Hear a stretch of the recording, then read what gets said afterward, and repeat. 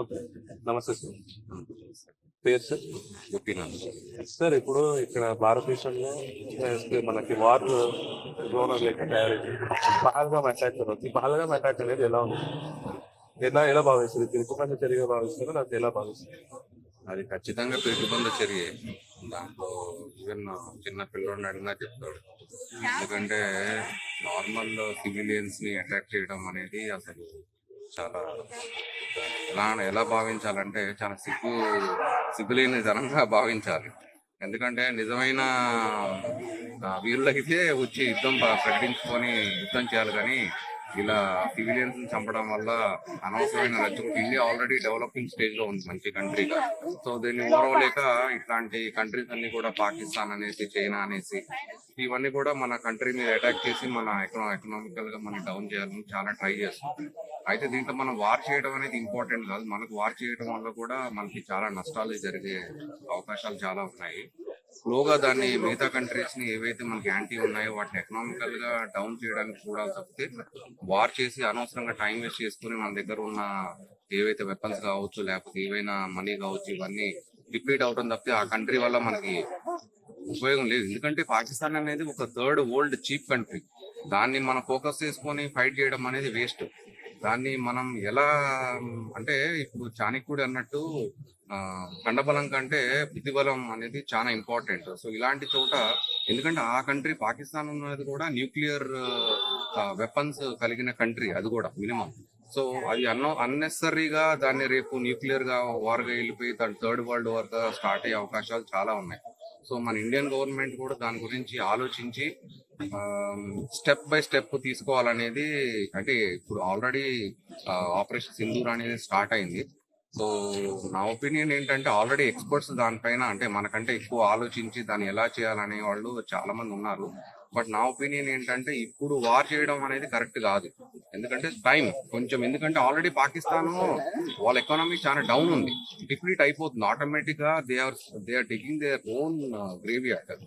So మనం వాళ్ళని ప్రత్యేకంగా టార్గెట్ చేసి ఫినిష్ చేయాల్సిన అవసరం లేదు. అది చాలా చిన్న కంట్రీ, అసలు మనకి నథింగ్ అనమాట ఆ కంట్రీ. మనం కంపీట్ అవ్వాల్సింది ఎప్పుడైనా ఎకనామికల్ చైనా, యుఎస్, రష్యాతో కంపీట్ అవ్వాలి.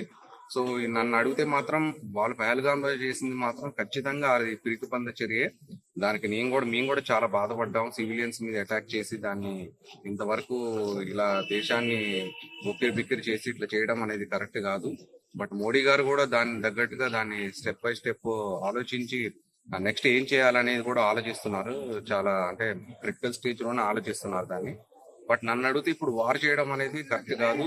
It has to be properly maintained, అంటే proper steps has to be taking according to the economic development and all. ఇప్పుడు కరెంట్లీ అయితే వార్ చేయడం అనేది అయితే కరెక్ట్ కాదు. Okay sir. ఇప్పుడు ఇలా జరిగిన ఆపరేషన్ సింధూర్ అనేది ఉగ్రవాద స్థావరాల మీద జరిగింది. ఇది హర్షించినట్టు విషయం. ఇది ఖచ్చితంగా, ఎందుకంటే ఉగ్రవాదం అనేది ఏ కంట్రీ కూడా యాక్సెప్ట్ చేయట్లేదు. ఇప్పుడు నాటో కావచ్చు, లేకపోతే మన సార్క్ కావచ్చు, ఏదైనా సరే, ఏదైతే బ్రిక్స్ కంట్రీస్ అన్ని ఉన్నాయి కూడా, మా టెర్రరిజం అనేది ఏ కంట్రీ కూడా యాక్సెప్ట్ చేయదు. బట్ దాన్ని మనము స్టార్ట్ చేసామంటే మనం కంట్రీ మీద అటాక్ చేయట్లేదు. ఎక్కడెక్కడైతే టెర్రరిస్టులు ఉన్నాయో బార్డర్స్ దగ్గర వాటిని అటాక్ చేస్తుంది. దానివల్ల ఇమీడియట్ గా వార్ అయితే స్టార్ట్ అవ్వదు. Only we are finishing few of the అక్కడ ఉన్న టెర్రరిస్ట్ యాక్టివిటీస్ ఎక్కడైతే జరుగుతున్నాయో దాన్ని మనం ప్లాన్డ్ గా చేస్తున్నారు ఆల్మోస్ట్. సో డెఫినెట్ గా మన కంట్రీ వాళ్ళు మనం సపోర్ట్ చేస్తాం. వాళ్ళకి ఎంత దూరం అయినా వెళ్ళడానికి మనం సిద్ధంగా ఉండాలి. యాక్చువల్లీ నిజంగా వార్ అనేది వచ్చిందంటే ప్రతి ఒక్క పౌరుడు కూడా ఖచ్చితంగా ఆ తిరుగుబాటుతనం అనేది మన ఇండియాలో ఉంది. ఇప్పుడే కాదు, మన యుద్ధాలు అనేది మనకి కొత్త ఏం కాదు. మహాభారతం, రామాయణం చూసాము. ఇలాంటి మన బ్లడ్ లో ఉంది. ఖచ్చితంగా మనం సైనికులతో పాటు మనం కూడా పోరాడటానికి సిద్ధంగా ఉండాలి. Okay sir. ఇప్పుడు ఆర్మీకి ఫ్రీ హ్యాండ్స్ ఇచ్చారు సార్ వివిధ దళాలు. ఇచ్చారు కదా ఇప్పుడు ఆల్రెడీ. అంటే షూట్ ఎట్ సైడ్ ఆర్డర్, అంటే ఇప్పుడు మనకి already open firing, seize firing అనేది తీసేశారు. కాబట్టి సీజ్ ఫైర్ అనేది వాళ్ళే ఆల్రెడీ దాన్ని వైలేట్ చేశారు. పాకిస్తాన్ వాళ్ళే స్టార్ట్ చేశారు.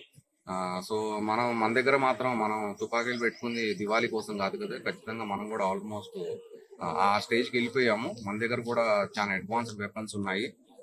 సో మనం దానికి తగ్గినట్టుగా వాళ్ళకి బుద్ధి చెప్తాం. దాంట్లో అయితే డౌట్ లేదు. Okay sir.